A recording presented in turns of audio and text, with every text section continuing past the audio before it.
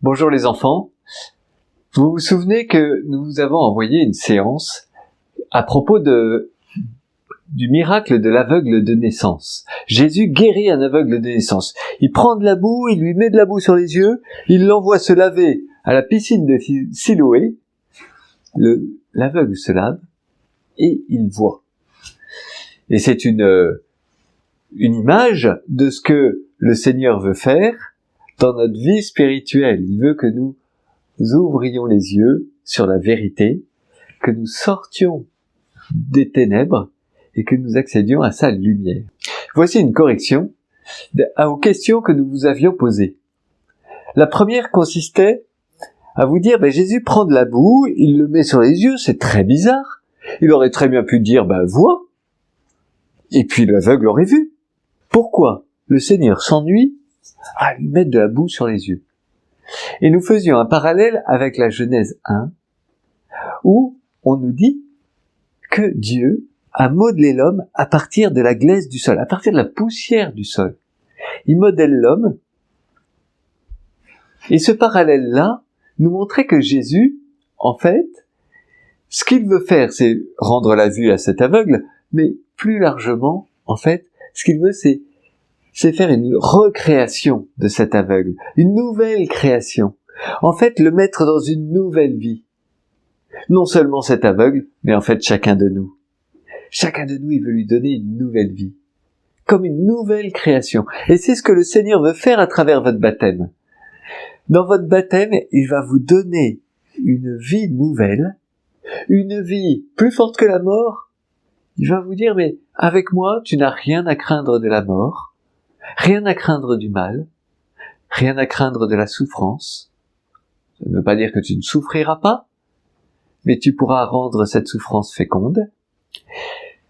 Mais surtout, tu seras toujours avec moi et je t'emmènerai jusqu'à la gloire du ciel.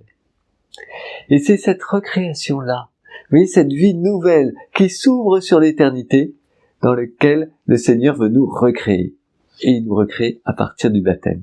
Voilà pourquoi le Seigneur a voulu prendre de la boue pour dire, mais c'est une nouvelle création, c'est une vraie nouvelle vie que je veux faire avec toute l'humanité. Et dans cet épisode, l'aveugle né, l'aveugle de naissance, professe une première fois devant les pharisiens qui lui demandent pour lui qui est Jésus. Il dit, c'est un prophète, c'est un homme de Dieu.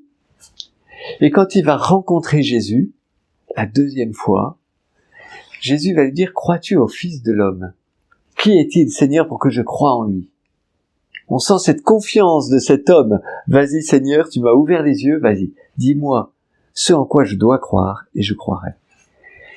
Et le Seigneur Jésus lui dit, c'est moi qui te parle. L'aveugle né lui dit, oui, je crois. Je crois que tu es le Messie, que tu es justement celui qui non seulement m'a ouvert les yeux, mais vient en fait sauver Israël du mal, de la mort et de la souffrance, et celui en qui je vais croire pour justement entrer dans cette nouvelle vie totale. De l'autre côté, les pharisiens, eux, sont complètement divisés par rapport à Jésus. Il y a ceux qui disent c'est un homme pécheur. Pourquoi? Parce que Jésus a fait ça le jour du sabbat. Le jour du sabbat, c'est le jour où, dans la religion juive, on ne doit pas travailler. Or, de faire un miracle et de rendre la vue à cet aveugle, c'est considéré par les pharisiens les plus religieux, comme un travail. Et dès lors, Jésus est un homme pécheur pour eux, parce qu'il a travaillé le jour du sabbat. Mais de l'autre côté, les autres pharisiens disent, mais attendez, comment un homme pécheur peut faire un tel miracle? C'est un aveugle de naissance qu'il a guéri. Jamais il n'avait vu. Et maintenant il voit. C'est un signe éclatant. C'est certainement un homme de Dieu.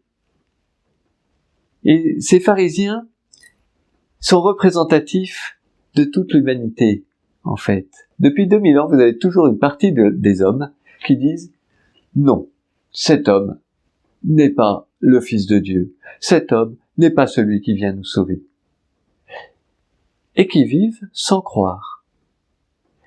Et puis il y a l'autre partie qui dit, moi, je veux croire que Jésus est ce Messie, que Jésus est ce Sauveur, celui qui vient nous sauver de la mort, de la souffrance, du mal, et qui vient nous ouvrir en grand les portes de la vie éternelle, et qui nous donne déjà cette vie éternelle à travers le baptême.